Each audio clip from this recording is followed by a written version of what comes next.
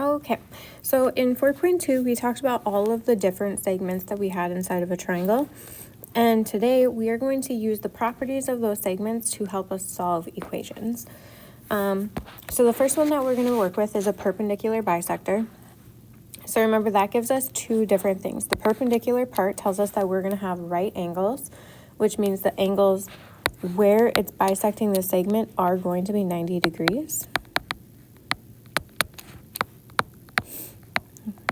And then the second part is that it's a bisector, and it's going to be bisecting a segment. So that means we're going to have two congruent segments.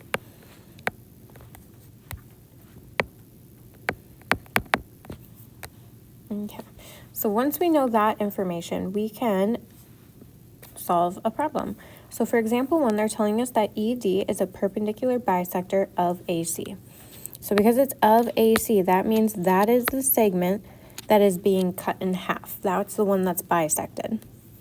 And if you see, they already marked them congruent to each other. So AD is congruent to DC. That's also where the right angles are going to be. So you can see that they put that box in the corner showing us that it's 90 degrees.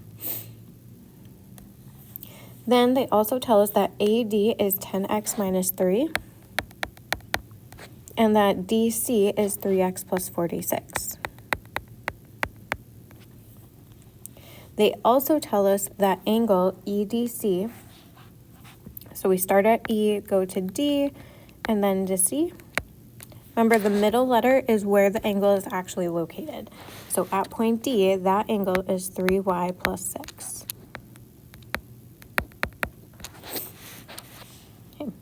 And the measure of that angle, the measure of angle EDC, that is equal to 90 degrees. We said that was the right angle.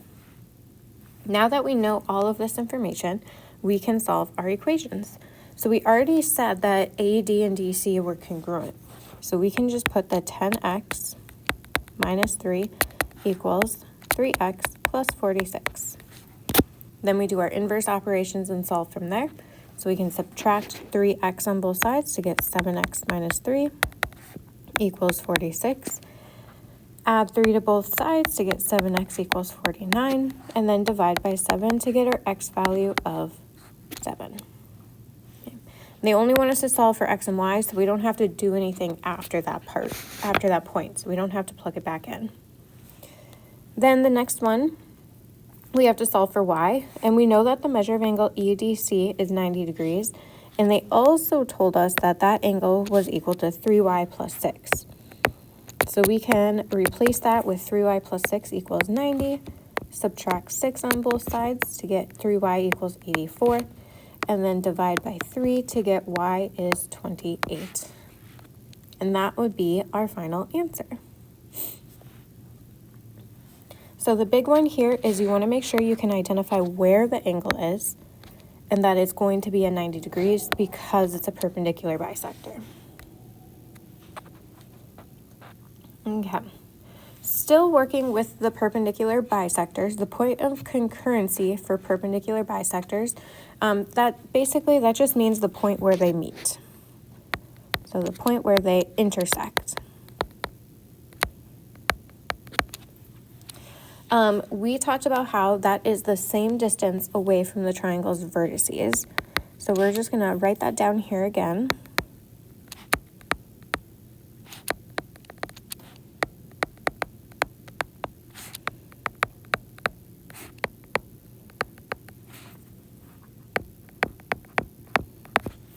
So whenever you have three perpendicular bisectors drawn, the point where they meet is going to be the same distance to all the vertexes.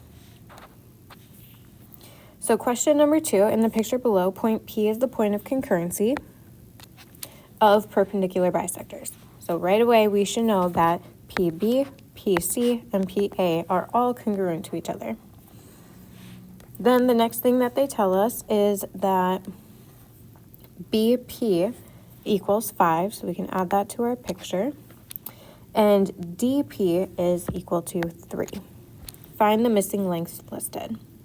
So for these, I find it easier for people to write down everything they know.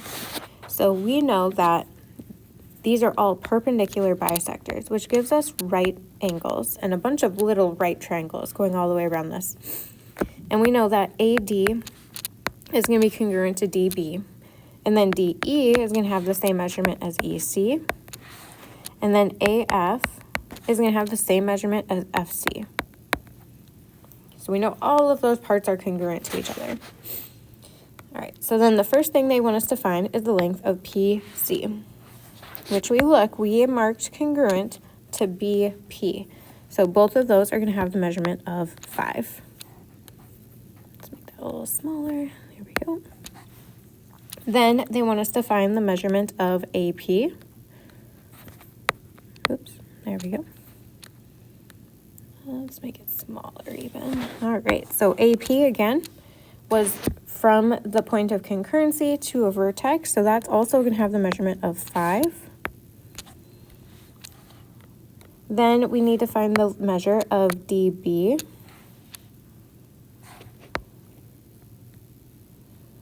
Now this one we don't have any information about, but we do know it is part of this triangle here. And this is a right triangle. And when we have a right triangle and we're looking for a missing side, we are going to use Pythagorean theorem.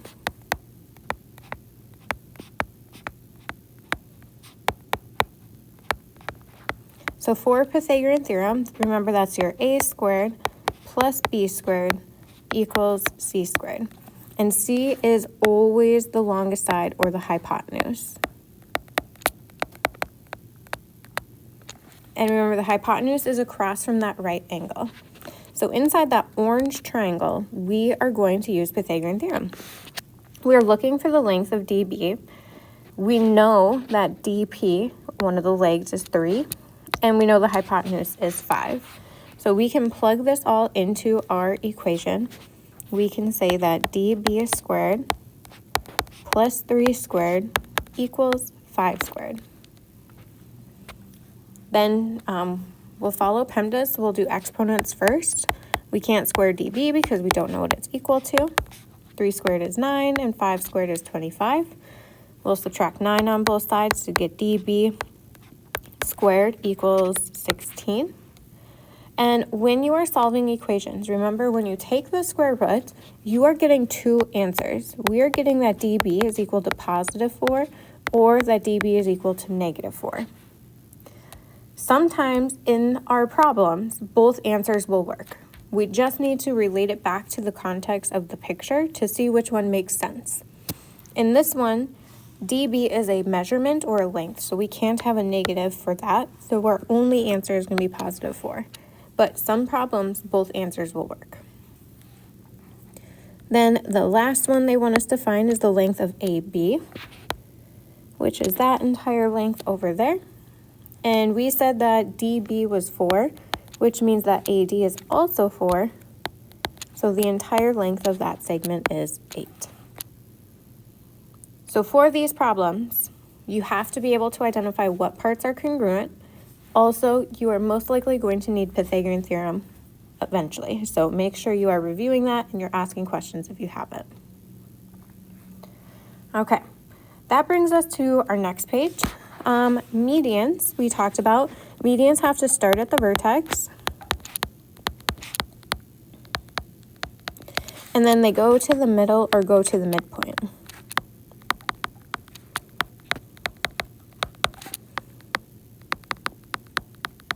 So that means we're going to have 2 congruent segments as well for that. Looking at this one, they tell us that MN is a median, so M is the vertex, N has to be the midpoint then, because median goes to the middle. That means we can mark these 2 segments congruent on the bottom. They're telling us that KN is negative 5 minus 2x, and then UW is 3x plus 15.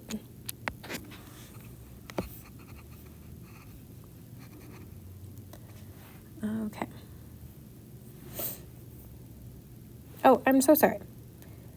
This is a typo here. You're going to cross that out. That should be NL. Sorry about that.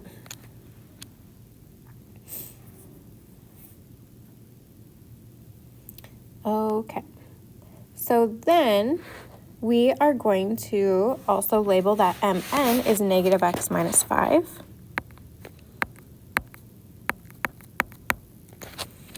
And we're going to solve for x and find the missing length.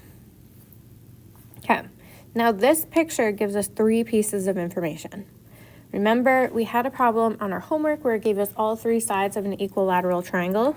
You only had to use 2 of them to solve for your variable.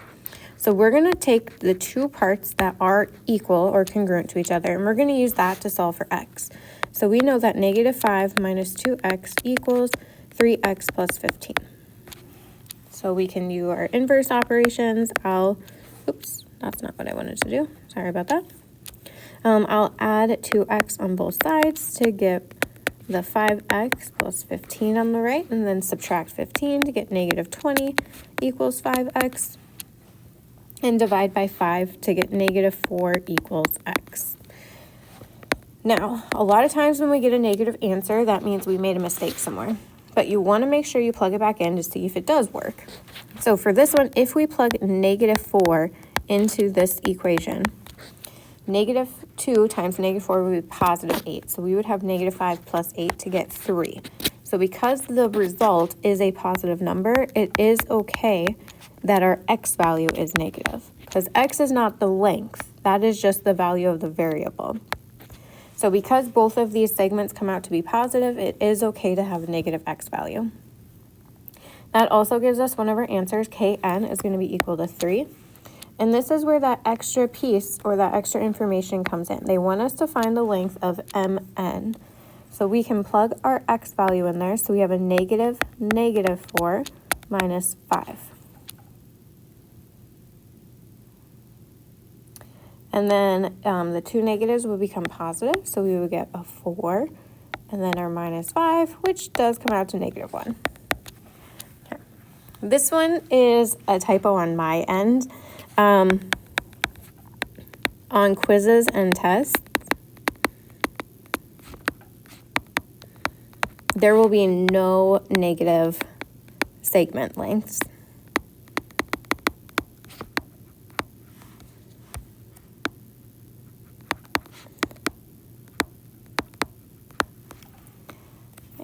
I just came up with this problem, and I guess I forgot to double check that one. But on quizzes and tests, there will be no negative segment length. So they'll come out positive, typically just like they did on the bottom 2 parts that were equal to each other.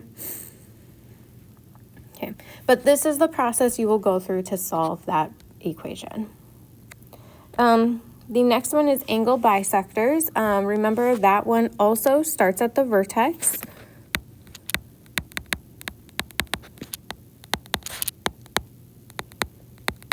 And then it gives us 2 congruent angles. So for example 4, in triangle XYZ, segment XP is an angle bisector. So you want to look at where XP is in your picture. The vertex where that segment starts, that is where the congruent angles are going to be. So in this picture, angles 1 and angle 2 are going to be the ones congruent to each other. And they just want us to solve for the value x.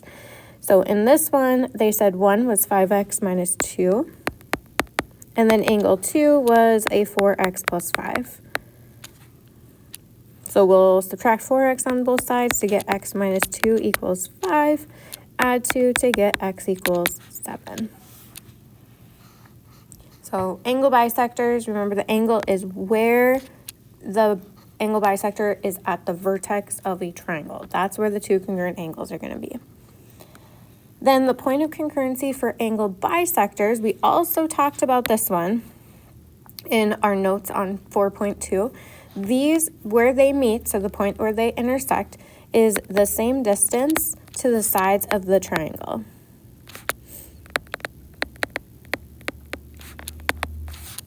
Oops, sorry about that.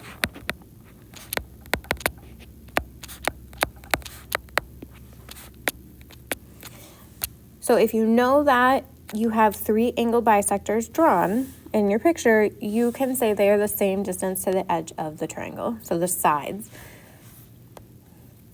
Question number 5, triangle ABC. In triangle ABC, point P is the point of concurrency of angle bisectors. So right away, that's going to be the same distance to each of the sides. So that means segment DP is congruent to PE, which is congruent to PF. Those are all congruent because it's where the angle bisectors meet. They are telling us that PA is 17, AD is 15, and they want us to find the lengths of PF, PD, and PE, which we just said PF, PD, and PE are all congruent to each other. So if we find one of them, we'll know all three of them. In these problems, we do again have right triangles. Sometimes you'll use Pythagorean theorem, sometimes you won't. You just have to look at the information that they give you.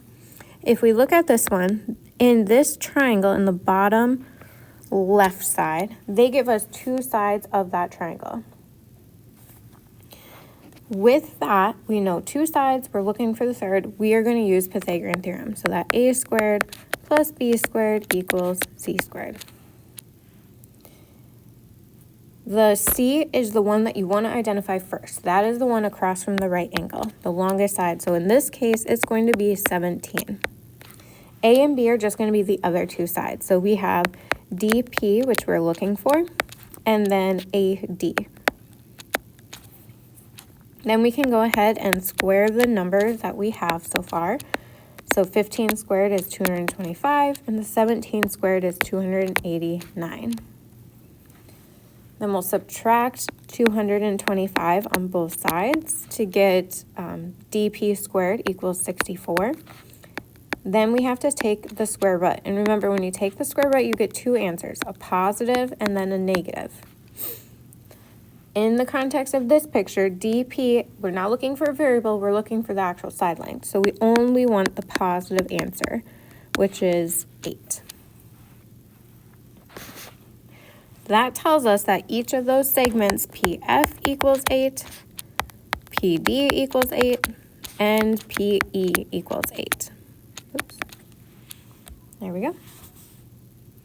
All right, so go ahead. You can start on the homework. If you have any questions, just let me know. Email me, sign up for WIN sessions, and we will get those answered. Have a good day.